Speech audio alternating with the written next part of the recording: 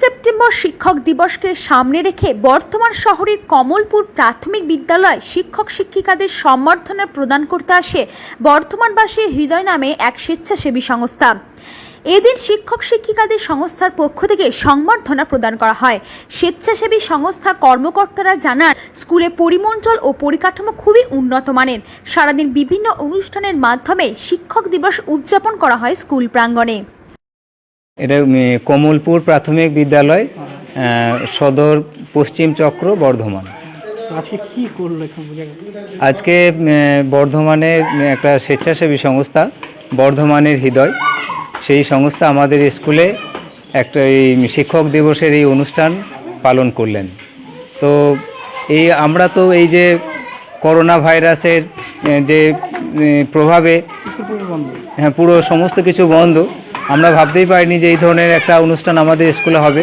ওনারা এসছিলেন এবং আমাদের শিক্ষক শিক্ষিকাদেরকে সংবর্ধনা জানালেন এবং বেশ কিছু ওনারা সামাজিক কাজকর্ম সঙ্গে যে দায়বদ্ধ সেই বিষয়গুলো উনি জানালেন এবং পরবর্তীতে কমলপুর প্রাথমিক বিদ্যালয়কে সহযোগিতা করবেন এই আশ্বাসও দিয়েছেন এবং আমরা খুব খুশি।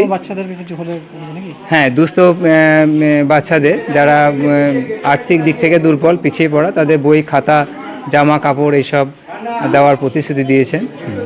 আমরা ওনাদের কাছে একটা প্রজেক্টরের জন্য দাবি রেখেছি যদি সম্ভব হয়।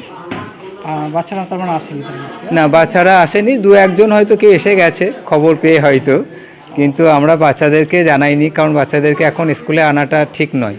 হ্যাঁ, সেই জন্যই বাচ্চারা স্কুলে আসেনি, আমরাও সেইভাবেই করলাম আর কি। আমার নাম হচ্ছে কাজী মোহাম্মদ রায়হান, এই বিদ্যালয়ের ভারপ্রাপ্ত প্রধান শিক্ষক। আজকে কোথায় আসা হয়েছিল, কাদের পক্ষ থেকে এসেছিলেন? আজকে এসেছি কমলপুর প্রাথমিক বিদ্যালয়ে বর্ধমান হৃদয়ের পক্ষ থেকে। মানে আমি বর্ধমানে থাকি এত কাছে, কিন্তু আমি জানতাম না যে এই কমলপুরে একটা এত সুন্দর প্রাথমিক বিদ্যালয় আছে। তা এখানকার ছাত্রছাত্রীরাও খুব ভালো এবং শিক্ষক মহাশয়রাও খুব ভালো। আমার নাম সমাপিকা চক্রবর্তী। কমলপুর প্রাথমিক বিদ্যালয়ে আজকে যেহেতু শিক্ষক দিবস, এখানকার শিক্ষকদের সবাইকে সম্বর্ধনা দিতে এসেছিলাম। আর এখানকার স্কুল তো ভীষণ ভালো, তো তার জন্য এখানে এসেছিলাম শিক্ষক দিবসের সম্বর্ধনা দিতে। হ্যাঁ, বর্ধমান হৃদয়ের পক্ষ থেকে। তোমার নামটা? সুমনা ঘোষ। বর্ধমান থেকে পিন্টু প্যাটের রিপোর্ট।